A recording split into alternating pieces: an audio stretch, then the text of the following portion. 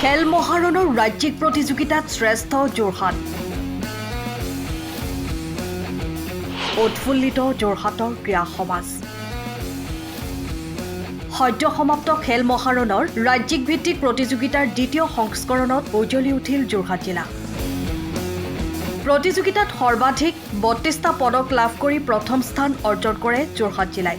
অসম চৰকাৰৰ ক্ৰীড়া আৰু যুৱ কল্যাণ বিভাগে গুৱাহাটীত আয়োজন কৰা প্ৰতিযোগিতাখনত শীৰ্ষস্থান অৰ্জন কৰে যোৰহাট দলে। আৰু যোৰহাট জিলাৰ এই সফলতাত উৎফুল্লিত হৈ পৰে যোৰহাট জিলা ক্ৰীড়া সন্থা, জিলা ক্ৰীড়া বিষয়াৰ কাৰ্যালয় তথা যোৰহাট ছুইমিং ছ'চাইটি।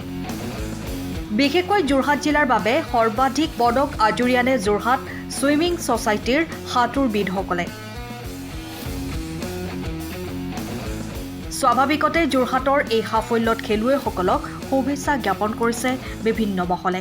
অসম চৰকাৰৰ এক ক্ৰীড়াৰ উত্তৰণ, খেলুৱৈক উত্তৰণৰ খেলৰ উত্তৰণৰ স্বাৰ্থত অসম চৰকাৰে আয়োজন কৰা ক্ৰীড়াৰ মহাসমাৰোহ খেল মহাৰণ এইবাৰ 2.0 জিলা ভিত্তিত ৰাজ্যিক ভিত্তিত অনুষ্ঠিত হোৱা এই প্ৰতিযোগিতাত যোৰহাট জিলা দলে প্ৰথম স্থান লাভ কৰিবলৈ সক্ষম হৈছে মুঠ ৩২টা মেডেলেৰে।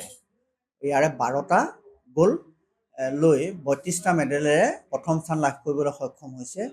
ক্ৰীড়াৰ অত্যাধুনিক সা সুবিধাৰে পৰিপুষ্ট জিলাক পৰাজিত কৰি যোৰহাট জিলা দলে এই স্থান লাভ কৰিবলৈ সক্ষম হোৱাত আমি যোৰহাট জিলা ক্ৰীড়া সন্থাৰ তৰফৰ পৰা যোৰহাট জিলাৰ সকলো খেলুৱৈক আমি অভিনন্দন জনাইছোঁ, সকলো পৰিচালকক আমি অভিনন্দন জ্ঞাপন কৰিছোঁ।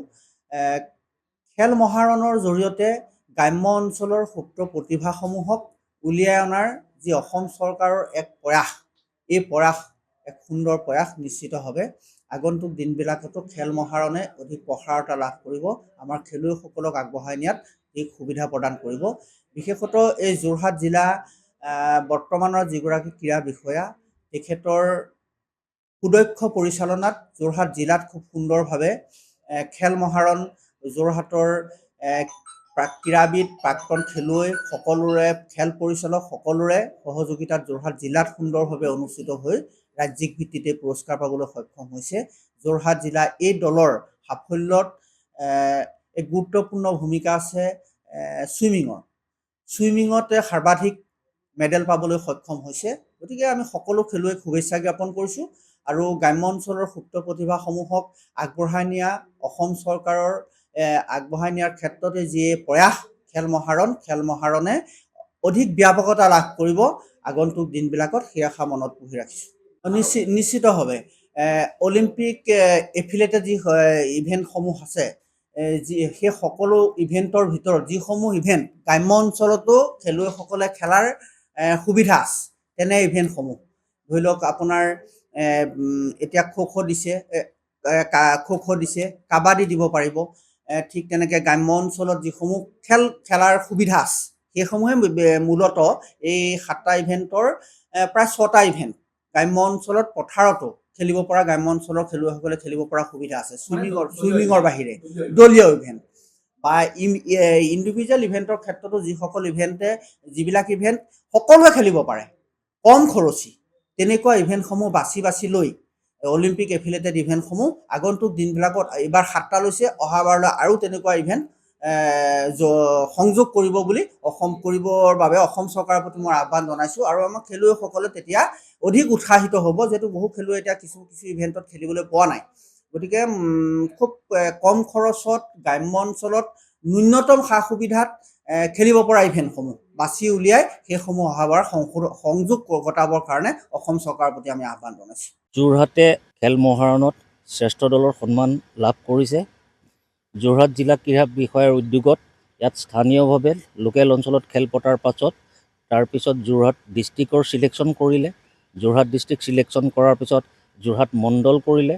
যোৰহাট মণ্ডলত যোৰহাট ছুইমিং ছ'চাইটিৰ যিখিনি খেলুৱৈয়ে যিসকল খেলুৱৈয়ে প্ৰতিনিধিত্ব কৰিছিলে, তেওঁলোকে সদৌ অসম ভিত্তিত হোৱা প্ৰতিযোগিতাত 11টা সোণ, 15টা চিলভাৰ আৰু 3টা ব্ৰঞ্জৰ মেডেল লাভ কৰি পেলাই যোৰহাট মণ্ডললৈ আৰু যোৰহাটবাসী ৰাইজলৈ এটা সফলতা কঢ়িয়াই আনিছে আৰু গৌৰৱবোধ আমি তাৰ বাবে আমি গৌৰৱবোধ কৰিছোঁ। সকলো খেলুৱৈলৈ শুভেচ্ছা আছে।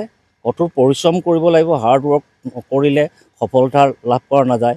অৰ্গেনাইজ হোৱাত প্ৰশিক্ষণ চলি থাকিব লাগিব।